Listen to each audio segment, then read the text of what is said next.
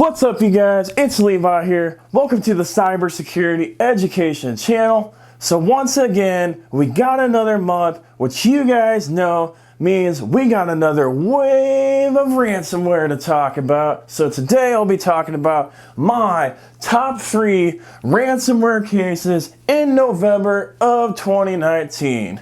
For those of you guys that are new to this channel, each and every single month, I talk about the top 3 ransomware cases of that month so that you guys can learn from those situations. Ransomware is becoming highly prevalent, and each and every single month that passes by, the cases get worse and worse, and there's more cases that are hitting organizations all over the world. And so I want to help you guys see what those cases are and help you guys learn from those cases so you can protect yourselves and your organizations from getting ransomware or helping reduce that risk of getting ransomware. I hope you guys can take a lot out of these videos. Make sure to go back and look at the previous videos so that you can learn from those and keep watching each and every month so that you can keep learning. As always, if you guys have any questions or comments, feel free to leave them down below and I'll gladly respond back to help you guys out. Alright, so the first case we'll be talking about today is ransomware impacting 100 nursing homes. So what happened here? Basically 100 nursing homes all over the United States were hit with ransomware on November 17th of 2019. This was reported by Krebs on November 19th, 2019. I'll post a link down below in the description if you guys want to check that article out. And basically the ransom for this situation was $14 million. You know, pocket change for all of us out there, right? Alright, so basically the incident started with a phishing email 14 months prior to that November 17th date. It took 14 months for that ransomware to actually be deployed out, which is crazy.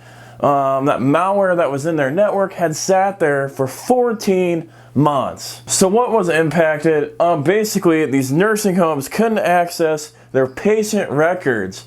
You know, so all those tablets and things that the nurses were trying to look up information about their patients, they couldn't see that information, which is kind of a big deal. And there's been research that have shown that more people can die or people can go downhill even faster because of these ransomware incidents. So these ransomware incidents are a big deal. They impact human lives. The business that owns all of these nursing homes could potentially go under because of this. There's actually a third-party vendor that manages the IT for these 100 nursing homes. They're called VPI, or Virtual Care Provider Inc. And they have 80,000 computers and servers that they manage for these organizations and possibly for other organizations as well. They were the ones that actually got impacted with the ransomware, and these organizations use all of those systems, so they were impacted as well. All of the data that this VPI had hosted on their servers had been hit with ransomware, and it was being held for ransom, so that data couldn't be accessed. And because of this, all of their core offerings were down: their internet, their email, their patient records, their billing, their payroll. They had employees for the company complaining when they were going to get paid, but that organization wanted to get the vital stuff up, like the patient records, because that was more important than the employees getting paid, which makes sense. But all terrible, terrible things. Unfortunately, this VCPI couldn't afford to pay the ransom, so they were kind of in a bind there. Other things that happened: drug orders couldn't be updated by nurses at some of the nursing homes, so those drugs weren't able to be sent in, which is a bad thing because some people rely on those drugs to stay alive or maintain a normal life. So that's a pretty bad thing. Clients obviously wanted their data right now, but that VCPI wasn't able to provide that data because it's encrypted. So obviously, really, really bad stuff. This just shows the impact of what ransomware can do to an organization, or in this case, 100 nursing homes in an organization. All right, so what can we learn from this situation, and what are my thoughts on this situation? Well, first of all, this situation shows that ransomware can impact real lives. And so it's critical that we take ransomware seriously and we take the measures that I talk about in these videos seriously, because it can kill people and it can degrade people's lives. The second thing is, it's really good that the ransomware couldn't be paid, in the aspect that by paying the ransomware, you're promoting the growth of ransomware, and the more people that don't pay the ransomware, the less likely ransomware is going to be spread, because the criminals need to make money off of it to have an incentive to keep doing the ransomware. So in that aspect, it's good. In the other aspect, it's bad that the organization can't pay the ransomware, because if they were able to pay the ransomware, then the situation can be cleared up faster and the impact on people's health wouldn't be as bad. So that's bad in this case, but in the overall scheme of things, it's good. The number 3 thing to learn is watch your MSPs, or your managed service provider. If you're in an organization and you're hiring an outside firm to manage your IT, you need to make sure that that organization proves that they care about security, and they prove to you guys what they're doing to secure their connections to you guys, what they're doing on their side, so that they don't get hit with ransomware impacting your organization. So make sure to question them on their security practices, so that you guys don't get hit with something like this. Number 4 thing, as Krebs reported, phishing was likely the cause that started this ransomware, which is usually the case. But the initial cause was 14 months before the ransomware actually propagated and started. Think about this. 14 months. So a year and 2 months past that, the phishing email had been opened, the environment got infected, and it took 14 months for the attackers to be able to take advantage of that. You know, that comes down to this last point. If you have proper security measures in place, if you have something like this that's sitting in your organization for 14 months, you're much, much, much less likely to be impacted by ransomware. If you have tools out there to look for, if you have your servers patched, if you have antivirus, if you have your network segment, if your employees are trained so they don't open the phishing emails in the first place. And that's why it's important that you guys that are watching my content, make sure that you check out that phishing video that I put out each and every month, covering the top 3 phishing incidents each month, so that you guys can see those and you guys can learn how to protect yourselves from those phishing incidents, so that you guys don't contribute to the growth of ransomware in your organization or upon yourselves on your own home networks. Training is the biggest thing that people can do to help prevent ransomware, because phishing is one of the biggest ways that ransomware is spread. Alright, so the next case that we'll be talking about is Tenmax Oil. This article that I got this information from was from Bloomberg. This article was on November 11th of 2019, and the ransomware case started on November 10th of 2019. Basically, this Tenmax Oil company is out of Mexico. It has an annual revenue of $117 billion with a B. Pretty big revenue, right? And the ransom was for $4.8 million. So the ransom was chunk change to this company that's making billions with the B dollars. So what happened in this ransomware case? 5% of the company's systems were impacted, and their billing systems were the main impact of this ransomware. Because the billing systems were impacted, all the billing had to be done manually while their systems were down. It impacted employee pay, so employees weren't able to get paid right away.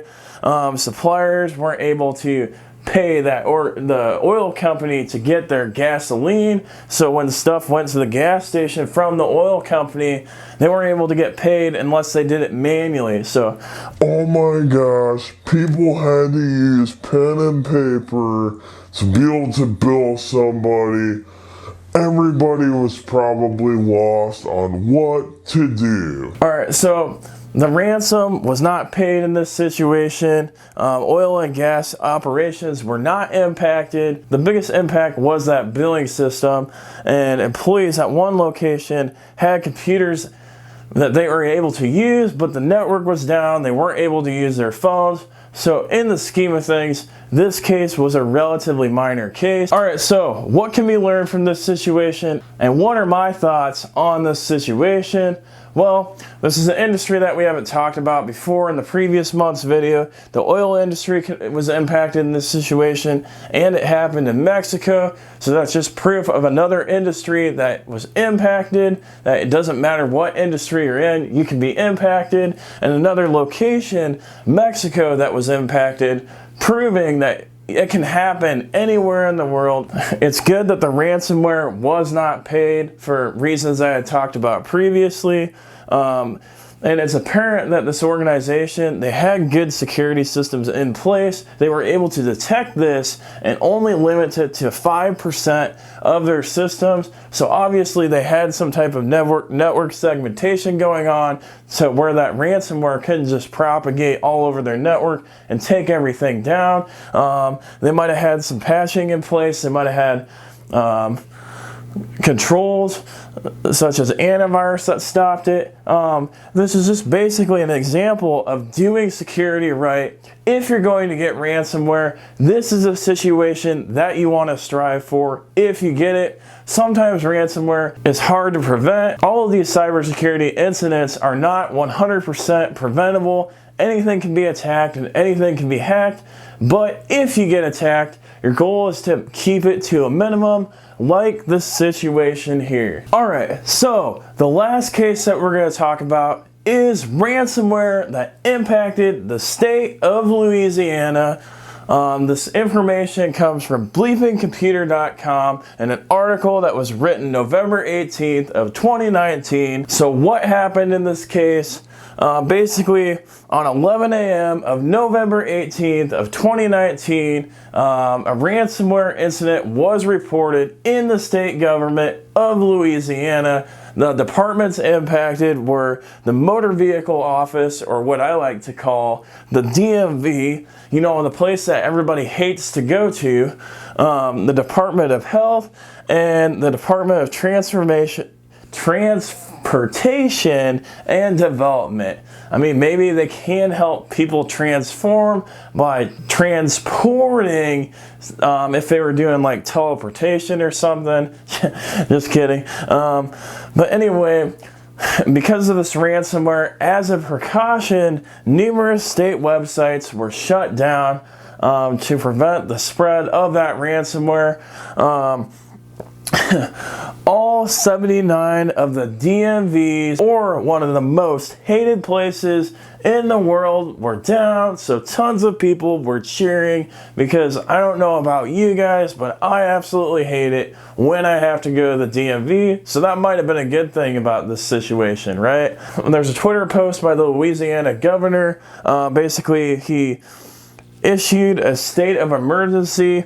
In that tweet, he also confirmed that online services were going to be restored in the afternoon of the 18th, which is when the incident had taken place.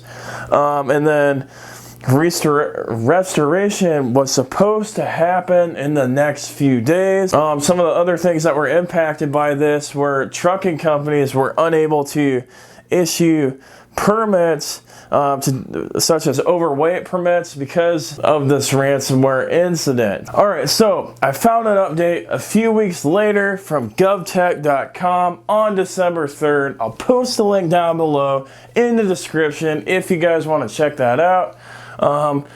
Basically, at 2 weeks later, 75% of the DMVs were still closed. Woo! Woo! Yeah, you people don't have to go to the DMV because they're still closed. It sounds like there should be a big party. Anyway, so the state is still responding to this incident 2 weeks later, which is crazy, right? The 25% that are open aren't still fully functional yet. License reinstatements were still mostly down at most of the locations. Police are using their discretion on expired licenses. So if you get pulled over in Louisiana and your license was expired, the police could decide whether they were going to fine you or not for it, depending on how they probably liked you, right? We know how that goes, or how many donuts you gave them when they pulled you over. Because there was a state of emergency, it allowed fines and fees to be forgiven. So people that weren't able to get into their DMV to go renew their license or to be able to do something that they needed to be able to do, were able to bypass those fines and fees. So that's another good thing of the ransomware, I guess. 10% of the 5,000 servers that the state owned were impacted. No ransom was paid, and there was no lost data in this situation. And then finally, each and every single one of the computers at each DMV had to be wiped out, and the data had to be put back onto those systems.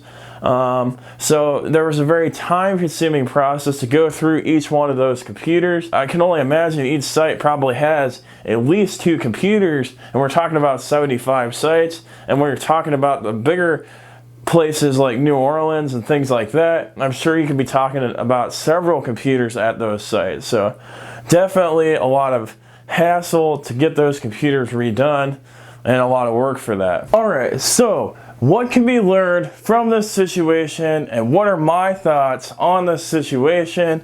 Well, first of all, this isn't the first time that Louisiana, or the public government or infrastructure of Louisiana, has been hit with a ransomware case. This was actually the second time that Louisiana had been hit this year. I had a ransomware video back in July earlier this year that talked about some school districts that got hit in Louisiana. I'll put a card up above here if you guys want to check that out. So Louisiana has some pretty bad luck with this stuff. And then not only in this case, in the month of December, when this video was recorded, the city of New Orleans had a big ransomware incident happen as well, which I might include in my December of 2019 top ransomware video. We'll have to see how December continues to turn out. If that's in the top 3, we'll find out. So Louisiana has really bad luck with ransomware. It makes you wonder if there's some changes that need to be made, if they need to update their hardware, their software, and change some of their security protocols and get some training out there to their users. I believe I saw that KnowBe4 is taking over training for the state of Louisiana on an article today. So if that's the case, that's good for them because they definitely need it. Which brings up another point.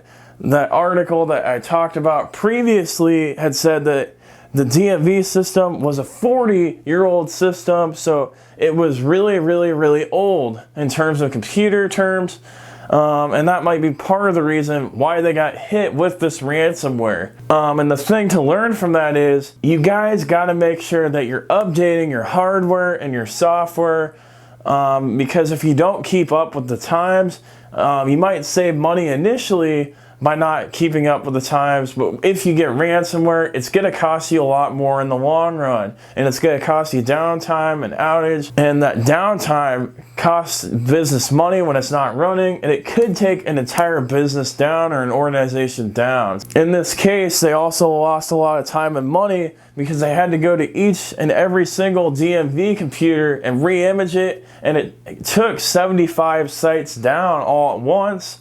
And 2 weeks later, there were still 75% of the sites that were still down, and even the 25% that were still up couldn't renew licenses. So and there were still problems there. I'm sure there was a lot of lost revenue in the government. Ransomware is just a problem from the time and recovery aspect of it, even if you aren't paying the ransom and even if you haven't lost any data. So I hope you guys learned a lot from this video.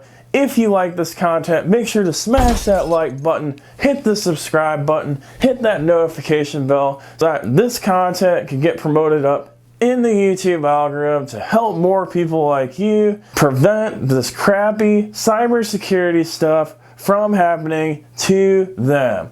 Thank you for watching, guys, and have a great day.